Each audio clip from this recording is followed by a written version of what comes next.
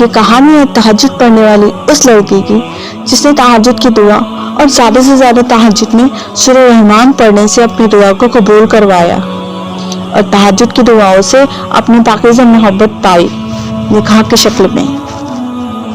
وہ لڑکی زیادہ پڑھی لکھی تو نہ تھی مگر اپنے اللہ کی بہت قریب تھی۔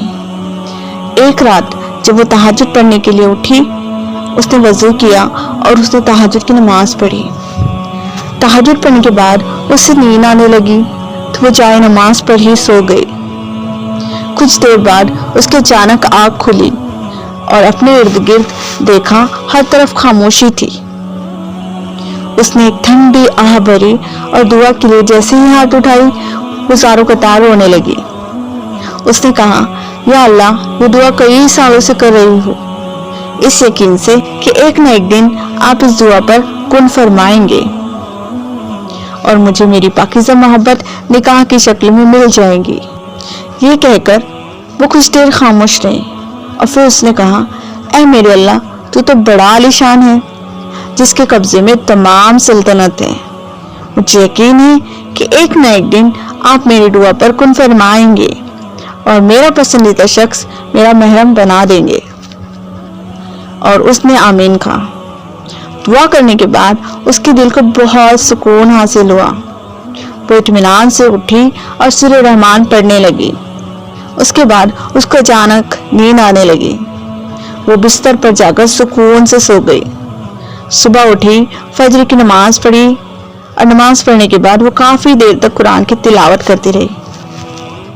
پھر اس کی امی نے اسے آواز دی۔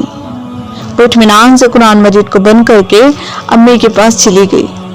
اس کی امی نے کہا، بیٹا، تمہارے لیے ایک رشتہ آیا ہے جو مجھے اور تمہارے بابا کو بہت پسند ہے اور ہم چاہتے ہیں کہ تم اس لڑکے سے شادی کر لو۔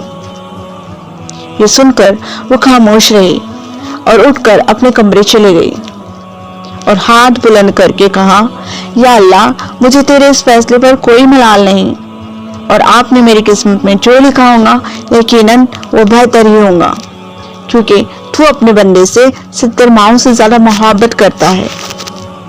اور اس نے اپنی والدہ کو نکاح کے لیے ہاں کر دیا۔ وہ تھوڑی دکھی تھی لیکن اپنے اللہ پر پورا یقین تھا۔ اور کچھ دنوں کے بعد اس کا نکاح ہو گیا۔ اس نے جب لڑکے کو دیکھا تو وہ کیا دیکھتی ہے، یہ وہی لڑکا تھا جس کو پانے کی دعائیں وہ کئی سالوں سے کر رہی تھی۔ یہ دیکھ کر وہ حیران رہ گئی اور خوشی کی وجہ سے آنکھوں سے اس کے اشک بہنے لگے اور اسے پاکیزہ محبت مل گئی۔ یہ ہوتی ہے تہجد کی طاقت۔ اسی لیے اگر آپ بھی کوئی چیز حاصل کرنا چاہتے ہیں تو تہجد پڑھیں، اور اگر اس طرح کی کوئی بھی سٹوری آپ کے پاس ہے تو آپ ہم سے ضرور شیئر کریں تاکہ لوگوں کو بھی آپ سے موٹیویشن ملے۔